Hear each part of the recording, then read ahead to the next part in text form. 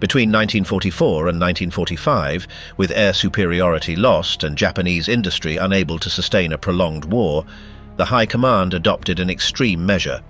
Faced with logistical collapse, the shortage of veteran pilots, and the imminent threat of an invasion of the archipelago, the special attack units were created. In them, aircraft and pilot were conceived as a single weapons system, designed from the outset not to return. Thousands of pilots were sent against American and British fleets in the Philippines and Okinawa, deliberately crashing into destroyers, aircraft carriers, and advanced radar vessels.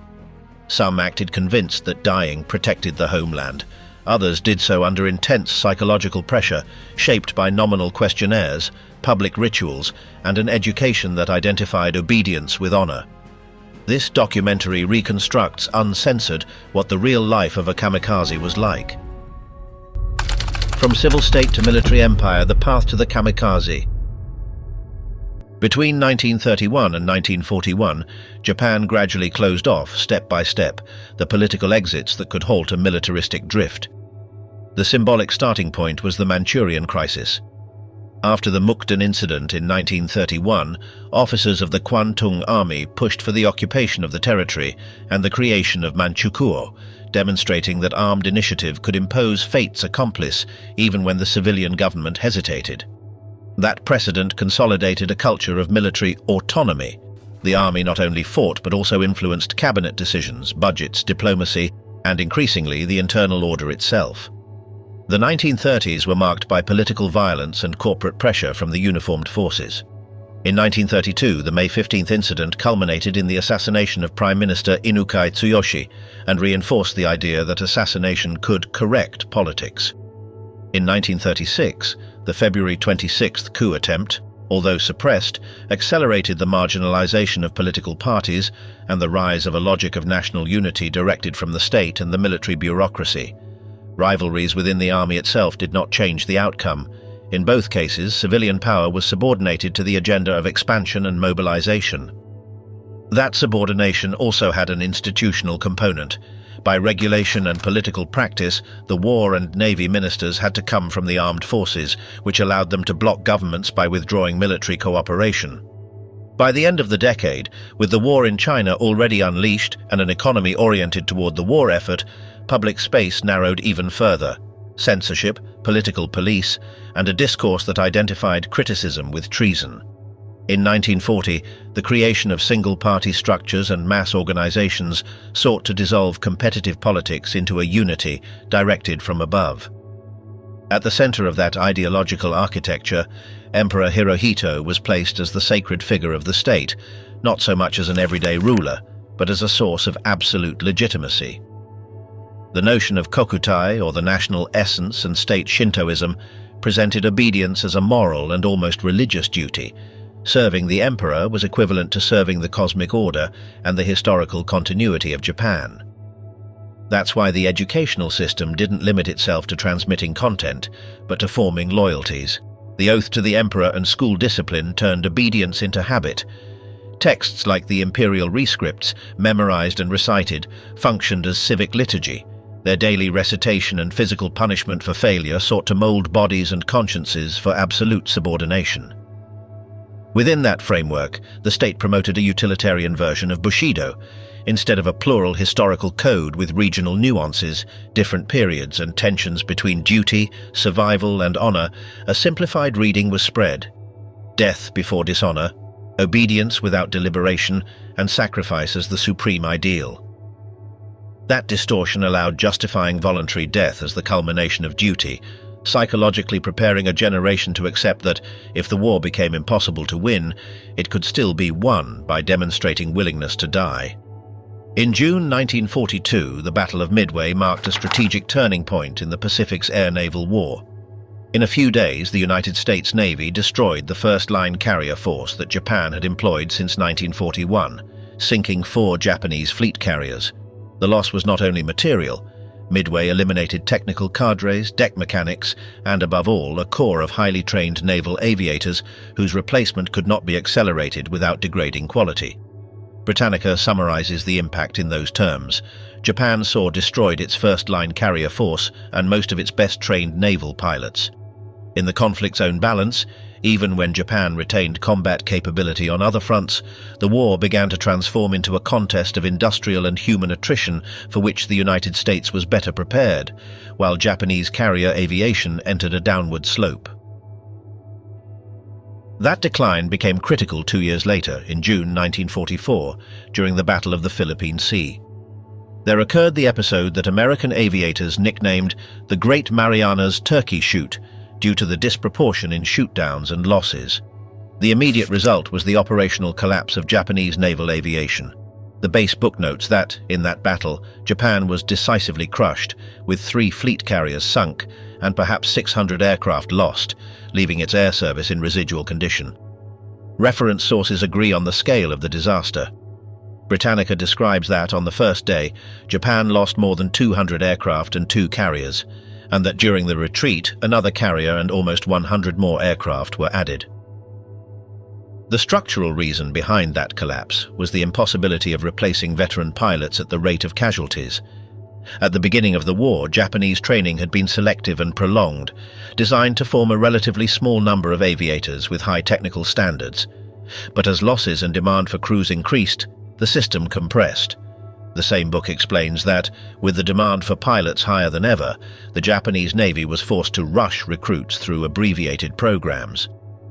By 1944, the asymmetry was open. While an American pilot could reach combat after about 2 years of training and around 300 flight hours, new Japanese pilots often received 40 hours of flight training or less, and instead of mastering navigation, were instructed to follow the group leader. Towards 1945, the Japanese war effort was conditioned by an industrial deterioration that was no longer episodic, but structural. The combination of maritime blockade, loss of supply territories, and strategic bombing altered the material base of the war. By July 1945, global industrial production was estimated at around 40% of the 1944 peak. Aircraft frame manufacturing was around 40% of the 1944 maximum, engines barely 25%, and oil refining had fallen to less than 15% of the 1943 level.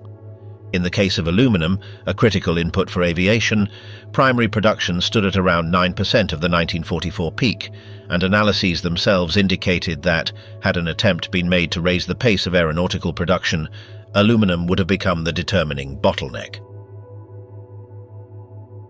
These figures translated into direct operational shortages. Aviation, which depended on fine and constant logistics, suffered from aviation fuel, degradation of maintenance, and lack of spare parts. In 1944, the shortage of parts for older aircraft began to ground fighters and bombers. Even minor damage, repairable under better conditions, ended up condemning complete aircraft. When fuel shortage became decisive, the cutback hit training, reduced flight hours, and pushed toward emergency solutions. At the same time, the collapse of the maintenance organization left hundreds of aircraft immobilized by relatively simple failures that could not be resolved due to lack of components. In that scenario, Okinawa acquired disproportionate strategic value. It was conceived by the United States as an advanced base to bring ports, anchorages, and airfields closer to Japan, within range of medium bombers and fighter escorts, and as a preparation platform for the invasion of the archipelago. For the Japanese High Command, that proximity turned the island into a practical last shield. Losing it meant bringing enemy air and naval power to the very doorstep of Kyushu and Honshu, and accelerating the transition from a peripheral war to a battle for the metropolis. The Japanese defense of Okinawa was explicitly designed to raise the American cost to a politically dissuasive threshold. The base book indicates that the strategy sought to make the fight so costly that Americans would back away from the idea of invading the main islands. Geography worked in favor of that bet. Okinawa was within range of attacks from bases in Kyushu and also from Formosa, which allowed launching massive campaigns of special attack units, with about 2,000 kamikaze sorties between April and June 1945. The battle also crudely incorporated the civilian population. The same text indicates a range from tens of thousands to more than 100,000 Japanese civilians dead, and describes the use of civilians as human shields in combat. The fear of invasion of the archipelago was not an isolated rhetorical device, but an operational expectation that became total war planning. In the defensive plans of 1945, the mandatory mobilization of a large part of the population in civilian corps was contemplated, trained with improvised weapons and without an evacuation scheme or open cities, which anticipated combat within densely populated areas. In parallel, the base book itself links the escalation of these tactics and the ferocity of combat with the hardening of attitudes that framed the final phase as an increasingly less limited war, also against Japanese civilians. When the course of the war had already tilted decisively against Japan, the Imperial Navy took a step that was not only tactical but institutional. It created special units destined to execute organized suicide attacks. The official logic itself assumed that it was an exceptional response to an extreme crisis, because organized units dedicated to suicide tactics were virtually unknown before 1944 and appeared only when the war had become openly unfavorable. In that framework emerged the Tokubetsu Kogeki Tai, or Special Attack Units, the formal Japanese term for the suicide attack units of 1944 and 1945, abbreviated Tokotai. The decision to institutionalize sacrifice was articulated in utilitarian terms, converting an aircraft and its pilot into a deliberate weapon designed to maximize the probability of impact on a high-value naval target. Vice Admiral Onishi Takijiro, arriving in Manila in October 1944 to assume command of the 1st Naval Air Fleet, presented the proposal as a method to make an already reduced air force maximally effective, organizing attack units composed of Zero fighters armed with 250-kilogram bombs, with each aircraft destined to crash dive onto an enemy carrier. The argument added that, being one-way missions by design, they could even double the practical range of action of the aircraft, and that relatively less trained pilots could deliver a bomb with greater precision than conventional bombing. That approach implied a doctrinal change from classical air warfare. Instead of preserving crews and material to sustain prolonged campaigns, the objective became concentrating the military value of each sortie in a single impact, accepting as inherent cost the total loss of the means and the operator. The program began as a limited experiment, but after the first results and the contrast with disasters of conventional naval aviation, the chain of command authorized a massive expansion. At the same time, the Tokotai was constructed as a national symbol.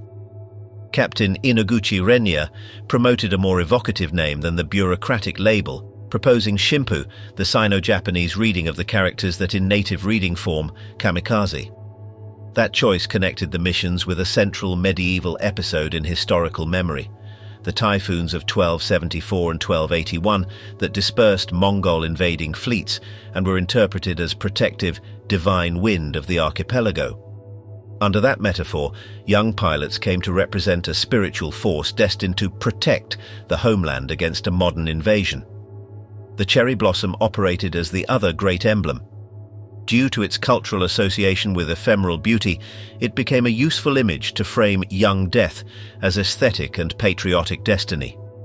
In end-of-war testimonies, the fall of men was explicitly compared to the fall of these flowers. In historical analyses of the era and its memory, it has been noted how the state and militarism resignified the sakura from a great cultural symbol towards a nationalist ideal of sacrifice. How the Japanese state led its youth to sacrifice. Kamikaze pilots did not emerge from a single social or military source, but from a set of recruitment and training channels that reflected the crisis of 1944 Japan. In the first months of the Tokubetsu Kogeki Tai program, the Imperial Navy received volunteers coming mainly from naval air forces already in service. Many were experienced aviators or advanced cadets who, moved by the ideological pressure of duty and loyalty to the emperor, volunteered to join the special attack units. However, as losses grew and the number of missions increased, the state expanded the recruitment base. It incorporated young people from technical schools, naval academies, and universities, mostly without previous combat experience. The entry process combined patriotic propaganda with indirect coercion. The Charles River editor's book describes how towards the end of 1944, the home islands produced a constant flow of new pilots, including conscripts, genuine volunteers or some combination of both, although transport to the fronts was increasingly difficult, and many died en route. That mix of voluntarism and obligation was typical. At bases like Cebu, almost all pilots volunteered for the missions. However, by 1945, most of the 4,000 kamikazes who died were recruits incorporated under varying degrees of pressure. The average age of these pilots was around 20 years. Various records place the predominant range between 17 and 24, with exceptional cases of even younger cadets, recruited directly from military secondary schools or youth training programs. The phenomenon reflected both the drastic reduction in training time, already insufficient for conventional missions, and the use of youth as a symbol of purity and total dedication. In the official imagination, the sacrifice of young people without a military past embodied the spiritual renewal of imperial Japan. The social origin of the kamikazes was equally revealing. Unlike veteran pilots trained in the 30s, who usually came from families with military tradition or middle classes with access to technical training, the new members of the Tokutai came from a broader spectrum: university students of letters, engineering, sons of small merchants or literate peasants. The militarization of the educational system had ensured that almost all young men were subjected to basic instruction and patriotic indoctrination, which facilitated the transition from classrooms to airfields. Many were students from imperial universities or technical schools who were mobilized en bloc when the Ministry of Education suspended higher studies to dedicate students to the war. Naval academies and aviation schools adapted their programs for this purpose. In them, the emphasis shifted from tactics or navigation to physical training, obedience, and moral preparation for death. Instruction included daily oaths to the emperor and ceremonies that exalted the idea of sacrifice. The hierarchical structure of Japanese society itself helped legitimize that destiny. The kamikaze had to be young, disciplined, educated, and aware of his role as an instrument of national salvation. Thus, the Tokutai became a condensed reflection of late wartime Japan, an exhausted country that placed in its youth the last expression of its imperial faith and its military desperation. Although both corps shared the ideal of sacrifice and absolute obedience, there were clear differences between the Navy kamikazes and those of the Army. Naval units were born first and maintained a more rigorous organization with career officers and formal procedures. The Imperial Navy conceived the Tokubetsu Kogekitai as an extension of the samurai spirit: strict discipline, ceremonial before takeoff, and a doctrine based on loyalty to the emperor as the divine incarnation of the state. In contrast, the Imperial Army adopted the practice months later, with more improvised structures and less technical cohesion. Its missions were more numerous but less effective, depending on outdated aircraft and pilots with less instruction. In terms of training, the Navy offered longer training, coming from naval academies where high technical standards were still preserved, although instruction time was drastically reduced toward 1945. The Army, on the other hand, trained its kamikazes through emergency courses, where spiritual training exceeded technical training. Seishin Kyoiku, the training of the spirit, was emphasized, which involved obeying without questioning, accepting death as a privilege, and suppressing all survival instinct. In both cases, instructors instilled that a pilot's value lay not in his ability to return, but in his willingness to die. The official image projected by the state and the media was that of the willing hero. Newsreels showed kamikazes as smiling young men, saying goodbye with serenity, writing letters to their families, and raising toasts with sake before the final flight. That propaganda responded to the need to maintain internal morale and to show that sacrifice was an act of conscious devotion, not a desperate imposition. However, later documents revealed a less idealized reality. Many pilots were recruited or pressured within a system without anonymity, where refusing was equivalent to collective dishonor.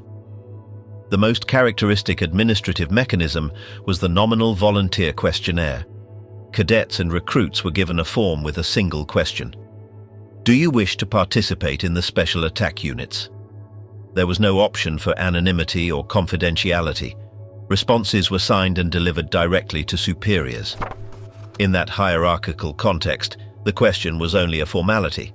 since in practice, refusing to join the special attack units was not a decision made in an individual vacuum, but within an institutional environment designed to make refusal visible, exceptional, and therefore punishable. The hierarchy needed to maintain the image of volunteerism, but at the same time demanded immediate operational results, available pilots, ready aircraft, and continuous sorties. That tension was resolved through collective pressure and disciplinary coercion. When the call was opened within a unit, the procedure could be openly public. Men were gathered in a hall, a harangue about patriotism and sacrifice was delivered, and those who accepted to be special attack pilots were ordered to step forward. Sometimes the instruction was reversed, having those who rejected the idea step forward, which turned refusal into a declaration in front of superiors and comrades. Even when neutrality was simulated with rituals like blindfolding and asking them to raise their hands, the noise of uniforms betrayed how many agreed, leaving the one who hesitated exposed in a silence that functioned as an accusation. Refusal had predictable consequences within the military moral and disciplinary code. Within the framework of a tradition that punished undue survival as an act of cowardice, conscientious objection had no formal space. Disobedience could be resolved summarily, and additionally, there operated the fear of indirect reprisals.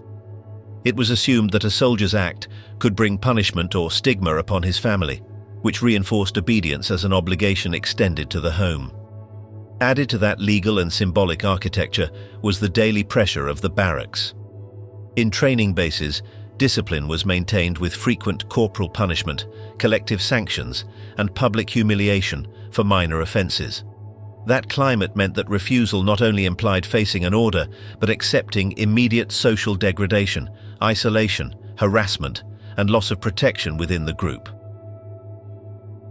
In the final phases of the war, coercion left even more concrete traces.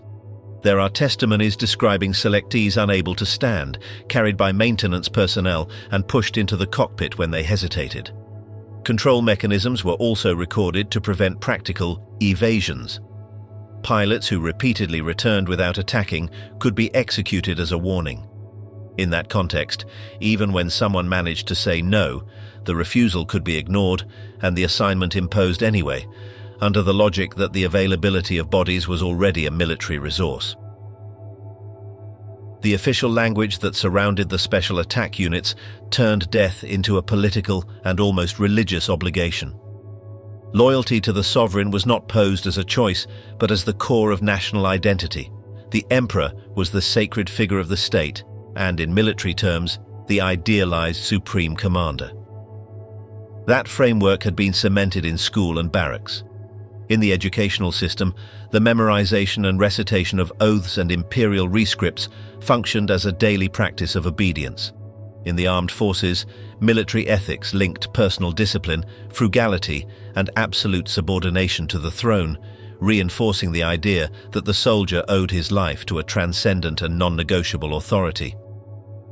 Within that logic, sacrifice was described as a moral debt.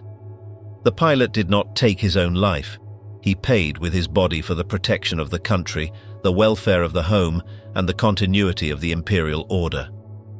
The idea that duty weighed more than individual existence was compressed into sharp formulas, useful under stress and repeated as slogans.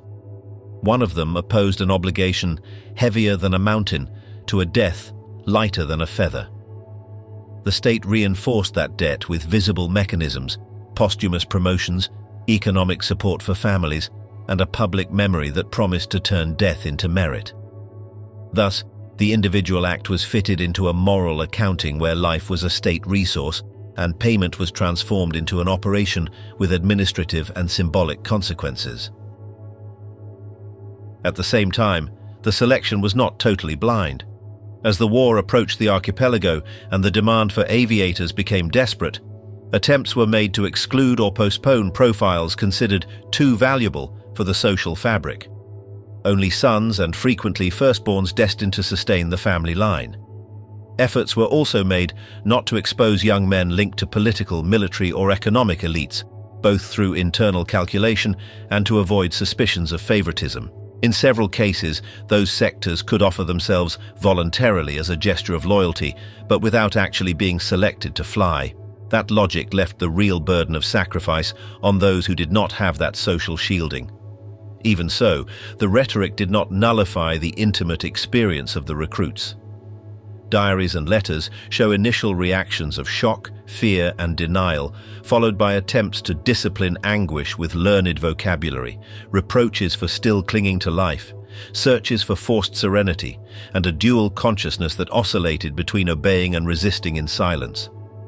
Student pilot Okabe Heichi wrote that he expected to die being neither saint nor hero, just a human being, and Hayashi Ichizo, before departing for Okinawa, stated that a genuine desire to die for the emperor did not inhabit him, but that, designated, he had to assume it, even asking his mother to feel pleased that someone like him had been chosen as a Tokutai pilot. The last hours of a kamikaze before the flight of no return. The communication of assignment to a Tokutai mission tended to be brief, administrative, and definitive. It could come as a direct order from the base command or group commander. The name was incorporated into a departure list, and from that moment, the pilot ceased to belong to the ordinary regime of the unit. It was not a notice to prepare, but a change of status. In practical terms, it meant that the chain of command had already decided on the use of the man and the aircraft as a single weapons system with a foreseen result. No return. That irreversibility translated into the immediate cancellation of personal future. Leaves, if they existed, were suspended, pending requests, transfer or specialization plans, and any career expectations were annulled. Even daily bonds were regulated. The mission required avoiding incidents, escapes, or changes of mind. For many, the first effect was the sensation of having been extracted from the common life of the barracks. From the notification onward, the assigned pilot was separated from the flow of training and tasks and entered a different routine, more monitored and more ritualized. The isolation could be physical. At several bases, those assigned slept in separate rooms or in reserved sectors, under supervision of maintenance personnel or officers with restricted movements. The separation had an operational function, ensuring that the mission was executed, and a symbolic function, marking that those men no longer belonged to ordinary time. The unit continued with its routine, but the special attack pilot entered a tacit countdown where tomorrow was, by definition, foreign. From that moment, many decisions ceased to be made for later. They were resolved in terms of farewell. Emotional preparation did not consist of modern psychological instruction, but of a moral and ceremonial framing that sought to close any ambivalence. On the eve, pilots were ordered to write letters to their families, draft wills or final notes, and complete gestures that functioned as rupture, handing over personal objects, recording last wishes, or saying goodbye in language that already assumed death. In practice, that epistolary work was also a discipline mechanism. It forced them to verbalize acceptance and turn it into a document. The night before could become a space of extreme decompression. Testimonies from base personnel describe scenes of drinking, singing, crying, prayers, and in some cases behavioral outbursts, blows, screams, destruction of objects, alternating with prolonged silences, meditations, and compulsive writing. The official idea demanded serenity. Human experience showed a mixture of control and overflow. The ritual did not eliminate fear. It organized it and kept it within an acceptable framework for the institution. In many cases, the unit was notified during the previous day, and takeoff occurred the following morning. Sources describe, therefore, a span of the eve rather than a fixed number of hours, because the interval could vary according to the front, weather, availability of aircraft, and tactical urgency. In practical terms, the sequence was closed between the afternoon night of preparation and the brief act of departure at dawn or in the morning, with no real margin to reverse the assignment. The unit organized farewell ceremonies with a clear and hierarchical structure. Senior command intervened first, brief speeches that framed the attack as national salvation and transferred to the pilot the moral responsibility for the country's destiny. Then the chain descended to base officers and support personnel who ensured logistics and discipline, uniforms, equipment, food, letters, personal objects. This organization had a double purpose: to order emotional chaos and ensure that, when the time came, the group would operate without doubts or desertions. The farewell, therefore, was not improvised. It was an institutional routine that turned an imminent death into a procedure. Within that framework, the ritualized consumption of sake fulfilled a precise function. For many pilots, especially young conscripts, the farewell dinner included cold sake, drunk with variable intensity. Some downed it in a single gulp, others continued drinking excessively. The effect was not simply celebratory, it operated as an emotional valve, as temporary permission for fear, rage, and grief to appear, and also as brief anesthesia before the definitive rupture. Testimonies described that these gatherings could overflow, military songs mixed with screams, crying, violent gestures against objects in the hall, writing of wills, meditative silences, and abrupt exits outside. The scene condensed the central contradiction of the Tokutai, men instructed to appear serene, traversed by a human panic that the official narrative preferred to hide. The next morning, discipline regained control. Pilots gathered for a short ceremony before taxiing to the runway, with symbols of cohesion and shared destiny: the rising sun headband, the group photograph, and songs associated with dying without looking back.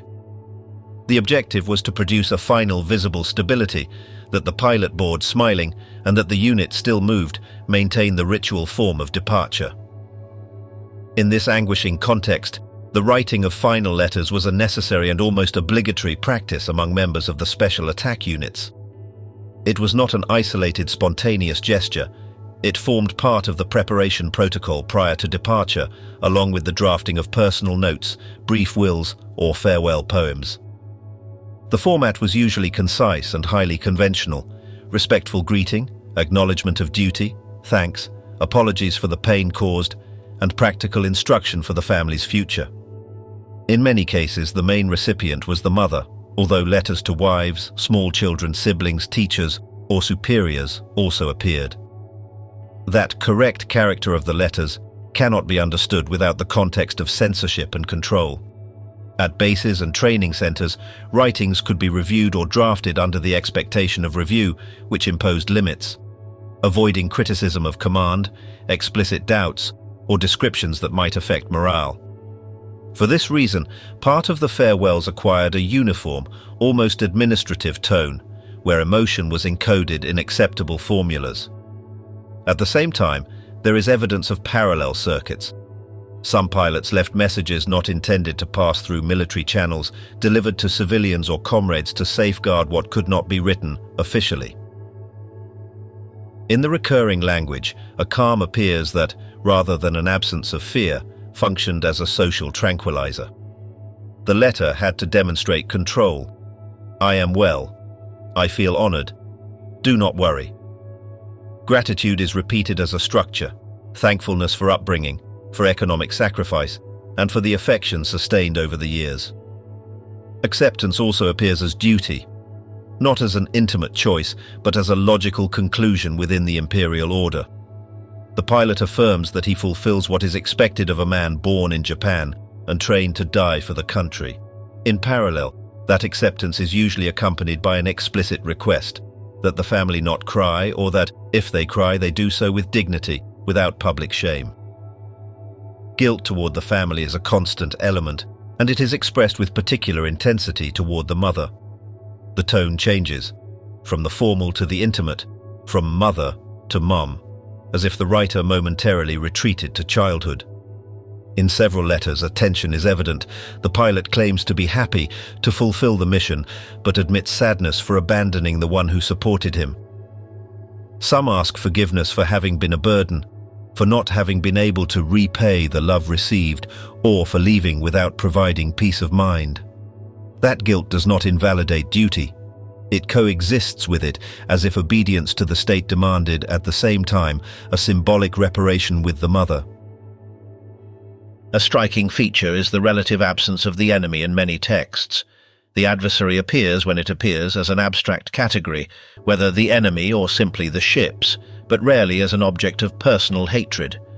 The letter is not constructed around the destruction of the other, but around the bond with home and one's own stance before death. This coincides with the function of the document. It was not a piece for psychological warfare, but a domestic and moral closure. In the writings of mobilized students, moreover, philosophical and personal reflections emerge that go beyond the patriotic slogan. There are diaries and letters that discuss life and death as an intellectual problem, that record ambivalence, attachment to life, shame about fear, and the sensation of imminent transition. That reflective layer coexisted with the ritual prose of acceptance, leaving an archive where declared calm and internal conflict can be read simultaneously.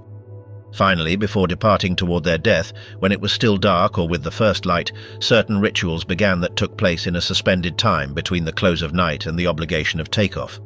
After the farewell dinner, which in some testimonies was described as a mixture of excess sake, singing, crying, fury and silences, dawn restored a cold discipline. The pilot was no longer within the common life of the barracks.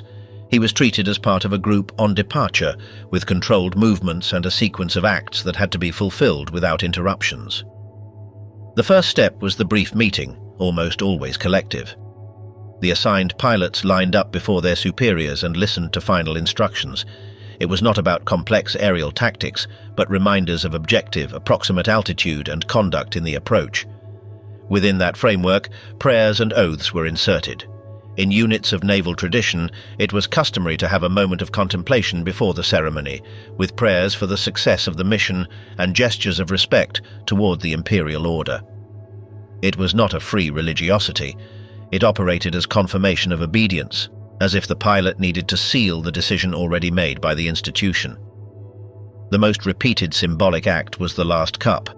At some bases it was performed in the dining hall, and at others near the flight line. Sake or water shared or distributed by support personnel, associated with the definitive passage from preparation to the point of no return. The drink functioned as a ritual of cohesion. It was not a toast to the future, but to belonging to the group and to the public acceptance of destiny. It could also fulfill an evident emotional function, offering a margin for trembling, for a broken voice or forced laughter, without breaking the outward form of control that was expected of the pilots. Then came the visible symbols. Many put on the headband with the rising sun and victory slogans and gathered for a group photograph that fixed the moment as the last record of life. Witnesses remember that despite the emotional weight, the pilot was expected to show calm, even smiling when climbing into the airplane. Along the same lines, the farewells on the airstrip combined military formalism with intimate gestures, a handshake, a bow, a sustained salute, and objects that passed from hand to hand because there would be no return. In a scene remembered by base personnel, a pilot already in the cockpit asked to borrow a watch. There was a brief hesitation because the loan was definitive until the commander offered his own and delivered it as a final gesture of command. In the final stretch, the ceremony could include ritual songs and shouts toward the emperor. The slogan Banzai functioned as a collective discharge that replaced any internal discussion. The unit shouted for the sovereign and, in doing so, turned the mission into a public act. That vocalization had a direct psychological function, transforming fear into conduct, anxiety into mechanical movement, and the thought of return into an operative void. Dawn operated as a material metaphor. While the day was born, the pilot finished leaving ordinary civil and military life, walked toward the aircraft, and accepted with explicit awareness that takeoff was the last gesture with a future and landing no longer existed. Flying to die, how kamikaze attacks were executed. In the last year of the war, the Tokotai pilot ceased to be conceived as a combatant who should be preserved to accumulate experience and came to be treated as a consumable element of a weapons system. The transformation was also pedagogical. Classic aerial warfare demanded navigation, squadron coordination, maneuvered combat, formation discipline, target recognition, fuel management, and return. The suicide attack, in contrast, reduced the task to taking off, reaching the assigned area, and turning the final descent into a controlled impact. The reduction of training was the structural fact that made that doctrine possible. At the beginning of the war, the Japanese military apparatus itself estimated that a pilot required hundreds of flight hours to be ready for combat missions, and frontline naval aviators accumulated very high averages in international comparison. But by 1944 to 1945, the system could no longer sustain that investment. Fuel scarcity limited instruction, the loss of instructors and training aircraft compressed programs, and operational urgency imposed accelerated graduations. In practice, pilots destined for special missions could depart with dozens of flight hours, a threshold insufficient for conventional combat, but considered sufficient for a one-way mission. Training, therefore, was reorganized around diving and crashing practices. Instructors sought to standardize a minimal sequence: basic climb, approach to a maritime target, initiation of a power dive, and simple corrections to maintain heading in the final seconds. The logic was that a ship, during a very short approach, could not maneuver enough to exit the axis of the attack if the aircraft maintained fixed controls and a stable trajectory. Hence the emphasis on the simple problem: reach altitude, enter the dive, and maintain direction until impact. The maneuvers were repeated to the limit, not to form virtuosos, but to engrave reflexes. There were approach exercises with low visibility, searching for clouds to hide in, and abrupt direction changes in the final stretch, with the objective of making anti-aircraft calculation difficult. Precision was pursued through repetition. Alignment over simulated targets was practiced, correction for wind, and the decision to aim at critical zones of the ship without opening the range to complex tactical alternatives. The absence of real tactical training was deliberate. Many pilots did not learn independent navigation. They were instructed to follow the group leader. Air-to-air combat and escort coordination lost priority because, in the mission design, the pilot's survival was no longer an objective. Moral instruction occupied the space that previously corresponded to tactics. Manuals and talks insisted on eliminating thoughts of life and death to neutralize fear, while discipline was reinforced with harsh routines and corporal punishment. Public humiliation reinforced the mechanism. The recruit who failed was exposed before the group, verbally degraded, forced to repeat exercises to exhaustion, or punished so that shame would act as collective warning. The objective was to annul the individual. There should not persist a private will capable of interposing itself between the order and its execution. Belonging to the group, and the gaze of others, became a moral cage. Being marked as weak or cowardly was worse than physical pain, because it implied isolation within a community designed to punish deviation. That pedagogy led to an explicit teaching of suicide. Training manuals and unit orders presented the mission as a privilege and demanded eliminating thoughts of life and death to overcome fear. In extreme cases, it was documented that dazed or disoriented pilots were led to the airplane and pushed inside if they hesitated, and that the institution foresaw lethal sanctions for those who returned repeatedly without attacking. Suicide, thus, was not a consequence. It was an instructed and controlled behavior. These manuals also offered a sinister and ironic section on survival behind enemy lines.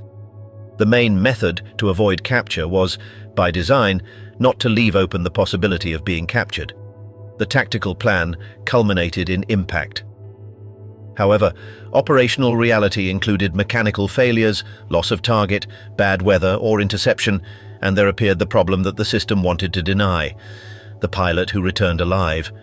To contain that margin, internal control combined surveillance, psychological pressure, and explicit threats. In the moral manual, the insistence was on eliminating thoughts of life and death to neutralize fear. In practice, discipline was reinforced with corporal punishment, and with the idea that returning without completing the mission was not a tactical error, but a moral failure. Coercion could take extreme forms. There are testimonies of pilots who, after taking off and not finding the target, received the order to return and preserve their life for another day. But the same disciplinary framework set a threshold that turned repeated return into a crime.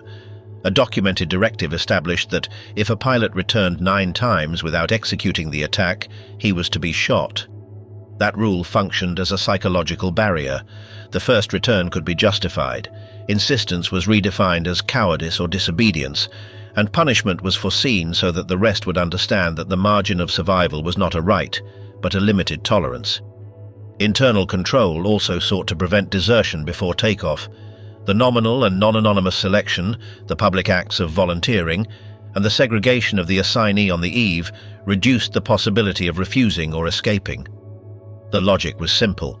In a system that needed to sustain the fiction of the heroic volunteer, any visible refusal put cohesion at risk, so the social and disciplinary cost of deserting had to be greater than the cost of complying. In that context appears the use of philopon or hiropon, a methamphetamine preparation widely available in Japan during the war and supplied to military and labor personnel to combat fatigue and maintain vigilance. Its immediate function was practical: to prolong the state of alertness, suppress sleep, and sustain performance during night shifts or prolonged missions. It could also operate as a control tool. In later accounts, the use of stimulants on pilots who were on the verge of emotional collapse is mentioned. The evidence, however, is not uniform. Some Japanese journalistic sources collect testimonies of administration to aviators, while part of the historiography in English maintains that there is no solid proof of systematic use specifically in Tokutai pilots. In any case, the expected effects of a stimulant of this type included agitation, brief euphoria, impulsivity, and, in some cases, states of confusion or mental deterioration, which fits with descriptions of dazed pilots in the final phase of training. Really, the instructions focused on the destruction of the enemies, in that they were extremely clear and direct. The choice of the impact point was central. The aim was not to crash against a ship in general, but to penetrate where the damage could trigger massive fires and loss of control. On aircraft carriers, it was recommended to aim at critical zones such as the flight deck and, when possible, specific sectors, the forward elevator or the ship's island. Those points concentrated vital functions and, in addition, favored the propagation of fire and the collapse of deck operations. In parallel, pilots were trained to take advantage of the environment, to seek low clouds to hide, to descend in a way that gave anti-aircraft less time for correction, and to zigzag violently in the final approach to make trajectory prediction difficult. The final behavioral instructions sought to close the gap between the body and the order. In accounts and documents associated with training, it was repeated that the pilot should maintain control until the last instant, and not abandon himself to the collision like one who falls. The impact had to be directed, not accidental. Therefore, in the final moment, visual attention was emphasized as discipline, keeping the eyes open, resisting the reflex to close the eyelids, and maintaining fixation on the target so as not to lose the attack line. That demand was not secondary. If the pilot deviated minimally in the last seconds, the aircraft could hit a less critical zone, graze the water, or be deflected by defensive fire, wasting the mission's objective. In that same register appears the vocal directive. At the moment of collision, they were ordered to shout a brief formula, hisatsu, which means certain death or sure strike, as a final affirmation of execution. The shout operated as an act of closure. It turned the last second into a declaration of fulfillment, a way of translating obedience into a physical gesture just before disappearing. But beyond the scant training, the kamikazes also had questionable aircraft to carry out their suicidal task. The Mitsubishi A6M0 was the emblematic fighter of the Imperial Japanese Navy in the early years of the Pacific War. Its design prioritized range, maneuverability, and firepower, but it did so at the cost of protection.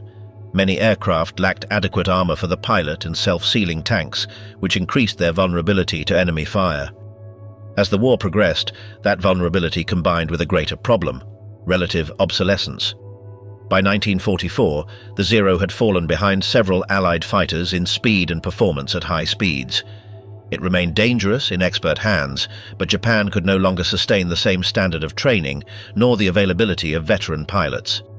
In the final phase, the Zero was also used in suicide missions, but in parallel, a pragmatic criterion emerged. By 1945, Zeros in good condition began to be considered too valuable to be spent as human ammunition, which pushed the search for weapons even more economical in terms of materials and operational return. Within that framework, the Yokosuka MXY-7 Oka or Oka was developed, conceived as a manned bomb rather than as a combat aircraft.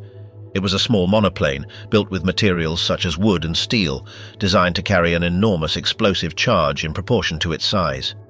It mounted solid fuel rockets for the terminal phase, but had a very limited autonomous range. It had to be carried under the fuselage of a bomber, generally a Mitsubishi G4M Betty, and released near the target. The concept offered a clear advantage: a very high final speed in the dive, difficult to stop with anti-aircraft fire once launched. Its limitations were equally clear. The mother plane was slow, loaded, and vulnerable. If the enemy intercepted the group before the release point, the operation fell apart. In its combat debut at the end of March 1945, the carrier force was detected and intercepted approximately at the outer edge of the Oka's effective range. The bombers were shot down before the system could produce results. Subsequent larger operations also failed to achieve impacts proportional to the cost, because the structural weakness remained the same. The terminal weapon was fast, but its delivery vector was fragile. Another family of special weapons was the Kaiten, a manned torpedo launched from submarines.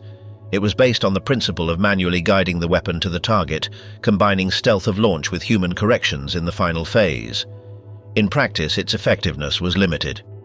American sources attribute to Kaiten attacks a reduced number of confirmed sinkings, beginning with that of the oiler USS Mississinawa at Ulithi on November 20, 1944, and point to discrepancies with Japanese estimates, partly because crews could infer successes by hearing detonations without seeing the result.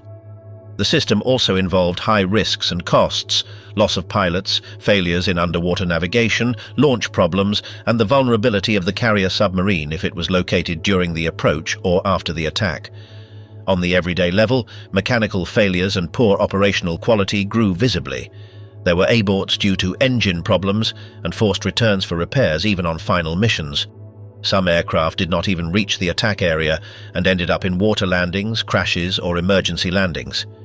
In the air, the combination of aging aircraft, scarce spare parts, degraded fuel, and pilots with fewer hours of instruction multiplied the incidents. Missions that were cancelled, aircraft that were lost before contact with the enemy, and sorties that did not culminate in the intended impact. In that sense, the Tokotai depended as much on the will to sacrifice as on an increasingly defective material base, where the no return could be frustrated not by human decision, but by the technical inability to reach the target. In 1945, when kamikaze attacks were concentrated around Iwo Jima and, above all, Okinawa, Allied defense stopped depending solely on the sight and hearing of lookouts. Radar became the first filter, an early warning that could transform a surprise approach into an organized interception. To extend that reaction margin, the US Navy deployed ships at advanced stations, the so-called radar pickets, which acted as eyes distant from the core of the fleet.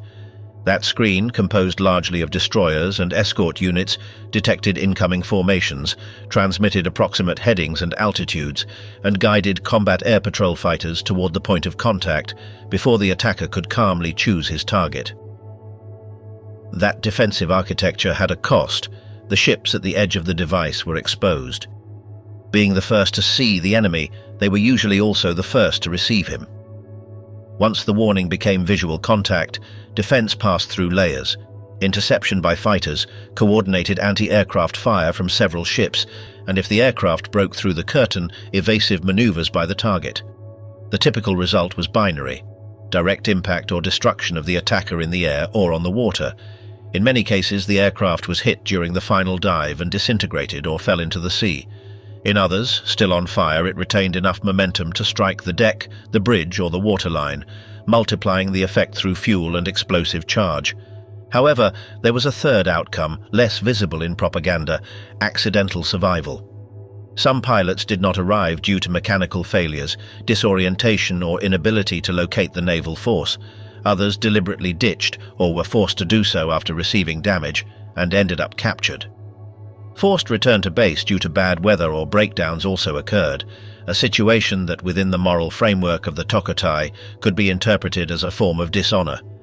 Testimonies and memoirs describe shame, self-censorship, and fear of judgment from superiors and comrades.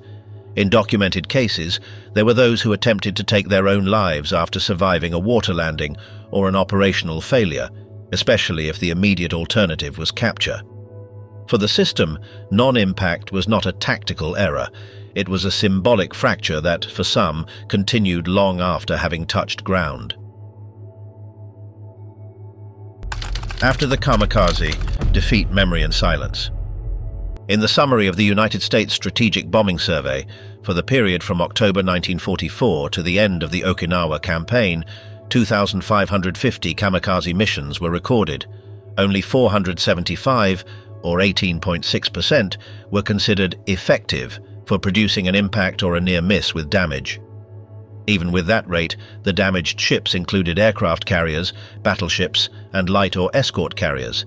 The same report maintained that no ship larger than an escort carrier was sunk. In terms of total losses attributed to these missions within that time frame, it was estimated that approximately 45 vessels were sunk, and that the bulk corresponded to destroyers, which expresses both the vulnerability of those units and their use as an advanced screen. The survey added that, by the time of surrender, Japan had accumulated in the metropolitan islands more than 9,000 aircraft available for suicide attacks, and that more than 5,000 had already been modified for that purpose. Other global counts, by extending the framework to the end of the war and adding attacks after Okinawa, placed the result in a similar range. The Imperial War Museums indicated that around 350 Allied ships were hit by kamikazes, that 47 sank, and that the rest were damaged. In that synthesis, 31 aircraft carriers of different types were included among the damaged, and it was noted that some impacts could withdraw a unit for months without preventing the Allied logistical machinery from continuing to operate and replenishing losses. The discrepancy between 45 and 47 appears linked to criteria of chronological closure and classification of sinkings and damages. The statistical comparison with conventional attacks is clearly appreciated in American anti-aircraft defense reports. The Anti-Aircraft Action Summary concluded that deliberate crashing was 3 to 4 times more successful in scoring hits than conventional bomb and torpedo attacks.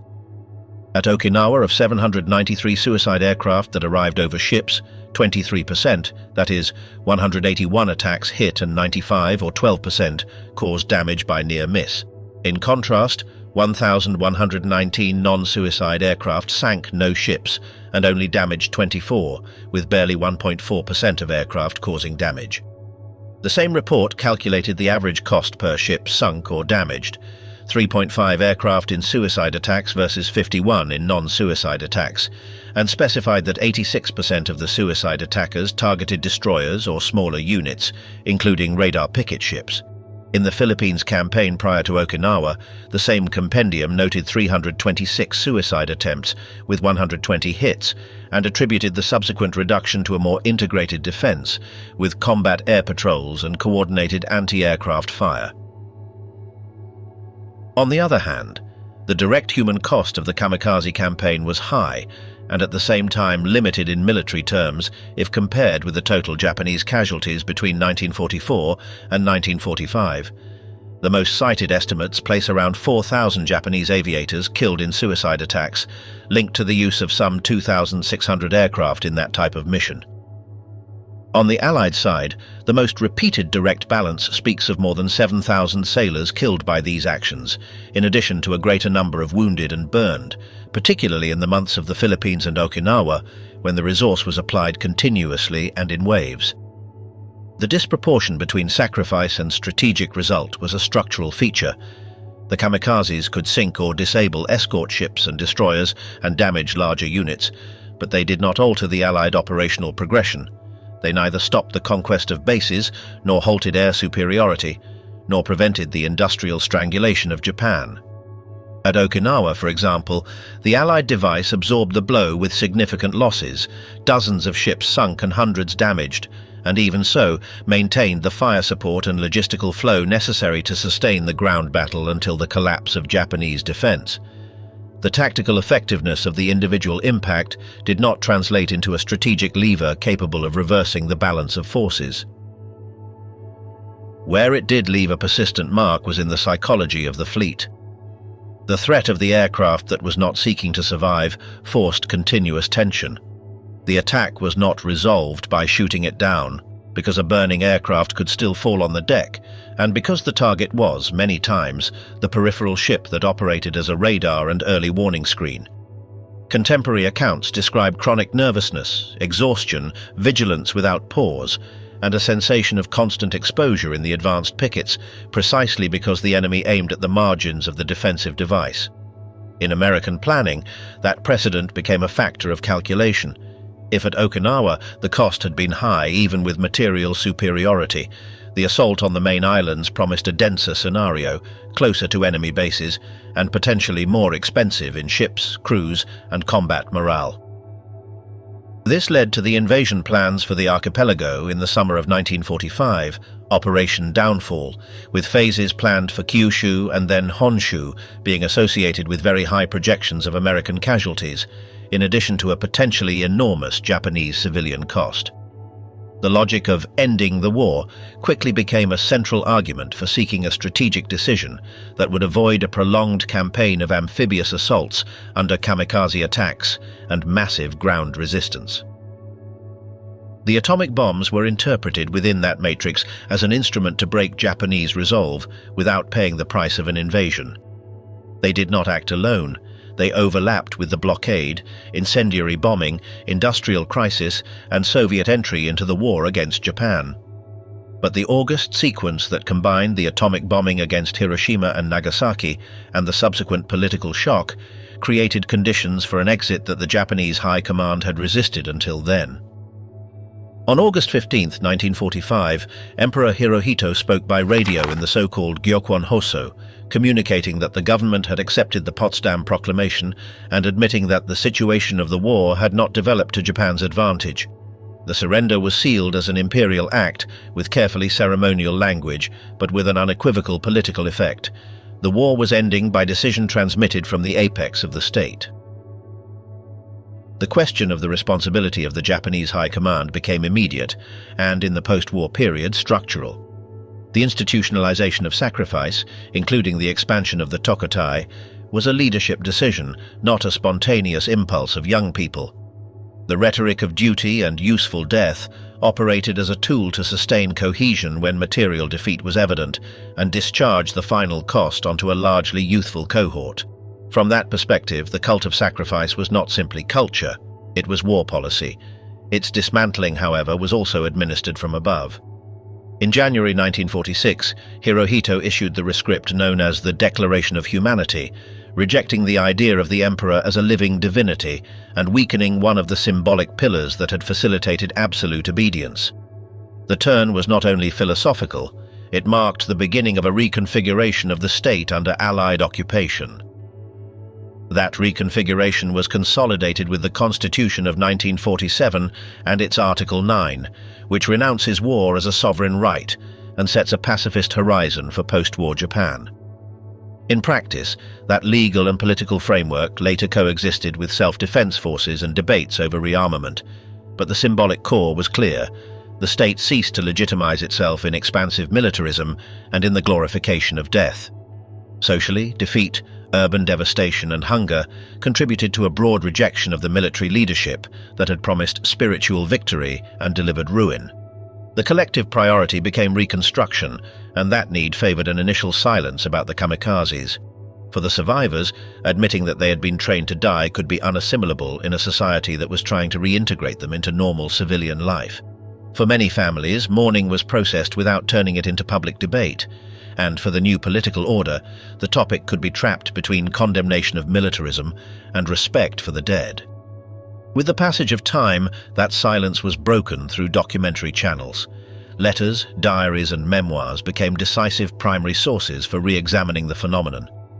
Those texts showed a persistent distance between the national myth of the happy volunteer and the real experience. Ambivalence, fear, guilt toward the family, social pressure, and the awareness of being trapped in a decision already made by the institution. They also showed that patriotic language could coexist with intimate reflections on death, the meaning of duty, and interrupted life, without that turning the authors into homogeneous fanatics. In that rereading, the kamikaze ceased to be only a symbol of heroism and fanaticism, and became a concrete case of the relationship between youth, state, and war. A state that, when it ran out of resources and strategic margin, redefined its young people as ammunition. A youth that oscillated between inculcated beliefs, practical obedience, and persistent humanity.